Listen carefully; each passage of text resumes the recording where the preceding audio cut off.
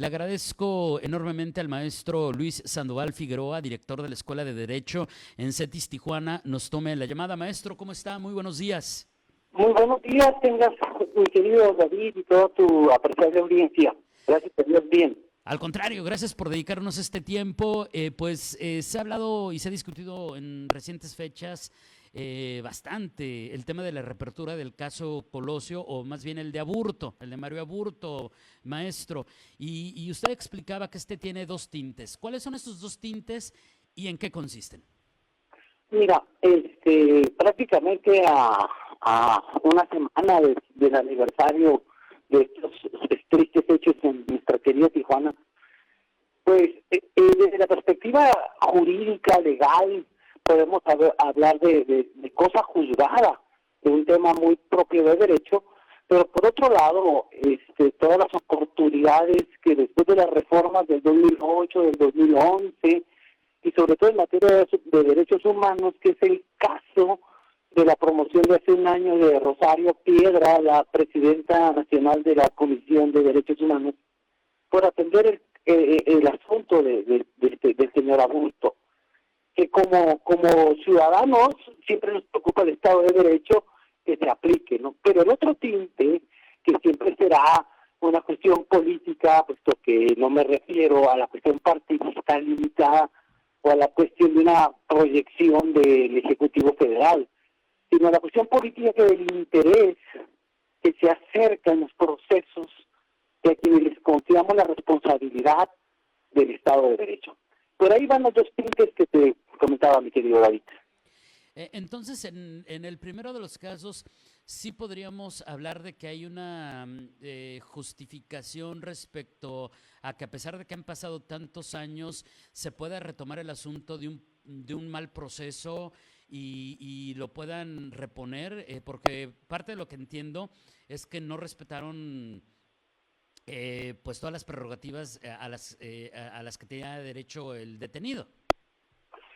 Habría que acotar un poco entre lo que es la famosa teoría de la cosa juzgada, Ajá, y exacto. que nadie puede ser juzgado dos veces por el mismo delito.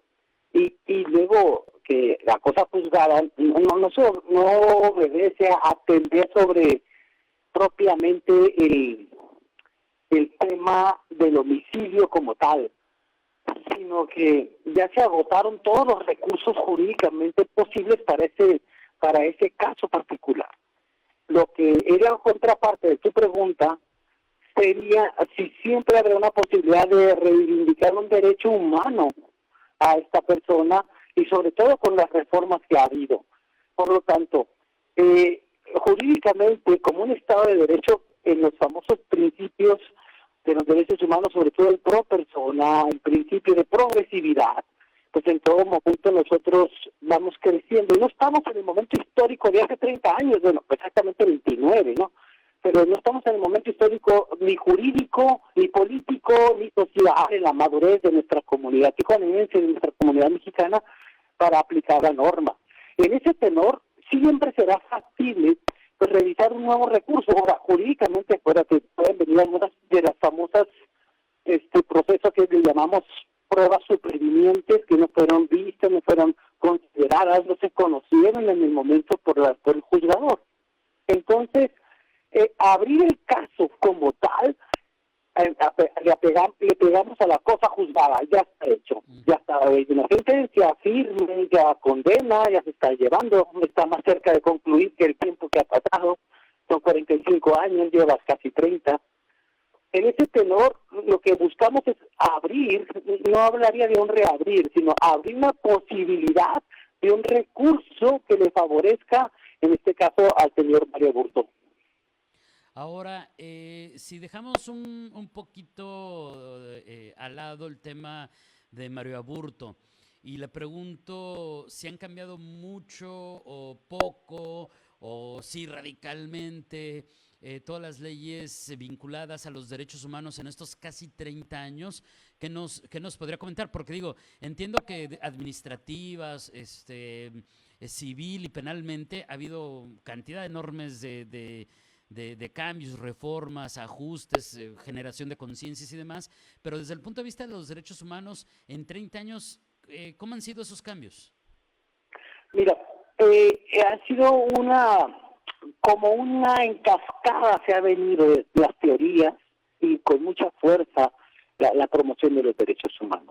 Empezaremos por la más impactante de la reforma del 2011, donde se le garantiza a los ciudadanos una protección a su dignidad de todos nosotros, y luego de ahí para saltar a la fuerza de la autoridad llamada a pegarnos al debido proceso, al principio de persona, que es la materialización de un Estado de Derecho donde se ratifica una confianza en nuestras leyes, en nuestro sistema judicial, en nuestro sistema de procuración de justicia. En ese tenor, pues habría que estar analizando los casos particulares desde si se puede acreditar hoy con pruebas supervinientes que obedece a las recientes declaraciones de los abogados de Aburto en el momento histórico, o del licenciado Canchola, quien era en ese momento procurador de los derechos humanos en el Estado, ¿verdad? Si ahí hay alguna situación de encontrar a través del protocolo de Estambul o de nuevos protocolos que se pueda acreditar una situación que le favorezca en este caso al reo, para poder ayudar a minimizar lo que le queda de sentencia, ¿no? Muy bien. Oiga, maestro, y otra pregunta que no sé si sea más por curiosidad o tenga algo de fondo, pero pues ya ve que en febrero citaron a declarar a los abogados que estuvieron involucrados en este caso, justamente con motivo de esto que usted nos está explicando. ¿Qué reflexión le merece? Porque algunos decían que pues que incluso los propios abogados estaban siendo víctimas de un proceso con tintes de irregularidades y que llamarlos de esa manera a volver a declarar a la fiscalía incluso los hacía parecer que habían hecho mal su trabajo. ¿Alguna reflexión respecto a ese llamado, esos citatorios que les hicieron a estos abogados? Obedece todo a un contexto, sí, ciertamente político, pero también, como te decía, como lo planteas, de la situación del caso concreto. Hace un año aproximadamente Rosario Piedra pide la revisión o, como bien dice, la reapertura del caso a efecto de que haya habido tortura o violación a derechos humanos en este caso.